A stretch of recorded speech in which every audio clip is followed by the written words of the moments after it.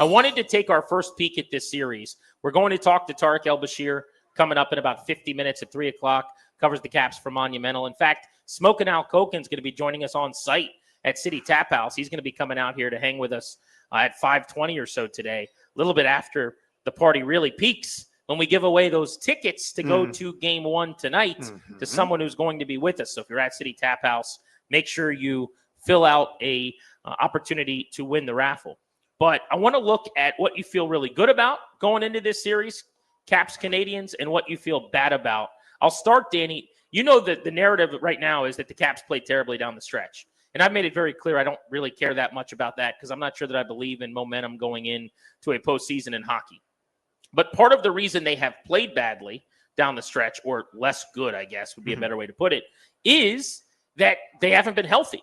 And that is, if we're going to start with a thing we don't like, the thing I don't like is Alexi Protas is not playing in this game tonight. He is their best even-strength skater. He should be on the top line with Ovechkin and Strome. Without him, you bump up Anthony Beauvillier, who's mostly been in the bottom six. And it's just a very different-looking line with a smaller, faster player with Strome and Ovechkin, not a big, physical, heavy guy that creates traffic in front of the net and is basically a parking cone who can't be moved in the crease.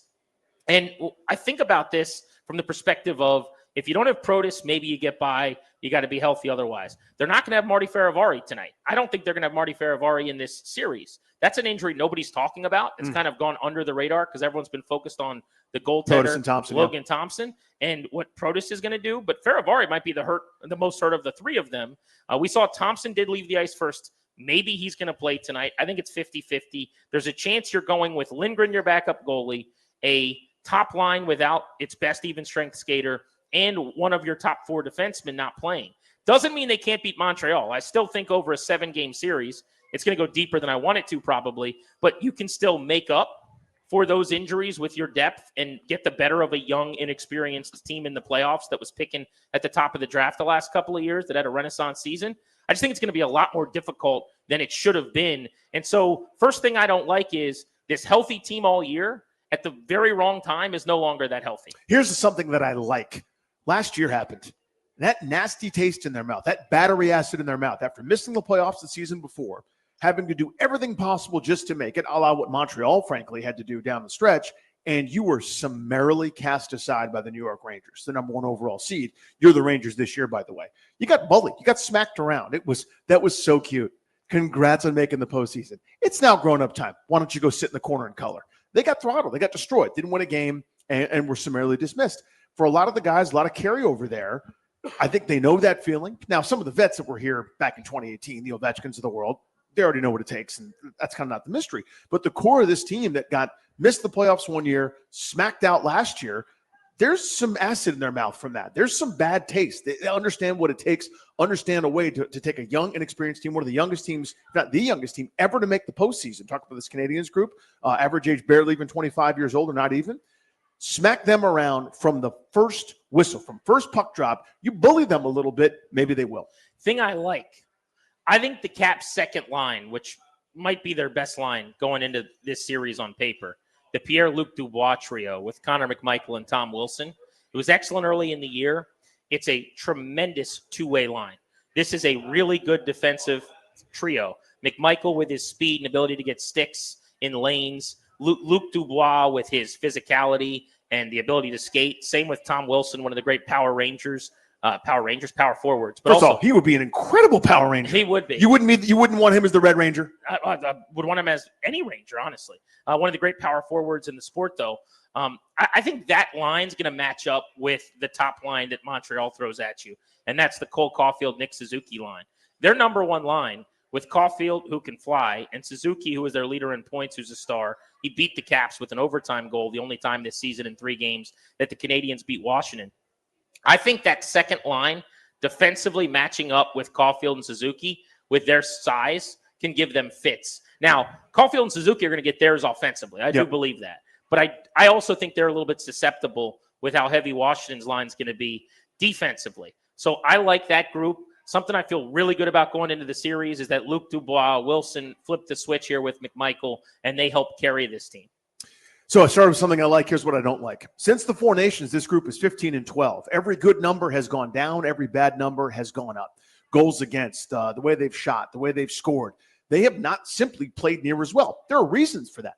That's obvious. That's clear. Some of it's injury. Some of it, they've pretty much had this thing sewn up since the All-Star break. They are better than everybody else. They were on cruise control. Whatever the reason is, I think the answer is yes. I have not seen them play extended stretches of Capitals hockey for more than a period of time here or there when they're punching the mouth down a couple of goals. Then they come out on fire and then they relinquish it. I think it's really, really, really hard to get it back. Whatever it is in sports, I think it's really hard to get back. And the fact that I have not seen them play nearly as well, really since the end of February, has me a little bit concerned, regardless of who the opponent happens to be in the first round. Yeah, to give some numbers to your point there, since the Four Nations tournament that you referenced, if you look at these two teams, Montreal, the 8 seed, actually has the better record. Yeah, Caps are 15-12, I think. Yeah, so Montreal's 15-5-6, and the Capitals are 15-11-1. They've got points in 16 of their 27, but Montreal points in 21 of their 26. The other area, if you look at something I don't like as much, I think going to Montreal is going to be really, really tough. Even though you're the better team when you play the Canadiens as the 1 against the 8, that's a really hard building. Yeah, you know that barn's going to be nuts. They are 10-0-2 there in their last 12 as they barreled down the stretch trying to make the playoffs. The Bell Center is loud. It's just it's an ominous place. Weird things happen. I don't love that part of this matchup, but it makes it all the more important to get off to a really fast start. The reason that you worked your butt off all season was to get home ice advantage. So you have the game 1 and game 2 edges at home with last change. And in hockey, more than in other sports, being at home should matter because you do get to dictate matchups. You do get a more fortuitous situation coming onto the ice in terms of how far you've got to skate to get things done more often in the game. So I think the idea that they play at home for the first 2 games, for me, really matters because they've got to start fast. And even in these games, if you look at the 3 times they played Montreal, maybe something I like is if they can get off to a quick start, I think they're a better finishing team than Montreal is. Game 1 was on Halloween. In that game, the Habs allowed 3 unanswered third-period goals. It was 3-3 going into the final 20. The Caps poured it on, scored the final 3 goals of the game. On December 17th this season, the Capitals erased a 2-goal deficit. They ended up winning a game 4-2. Again, they scored 3 unanswered to end the game.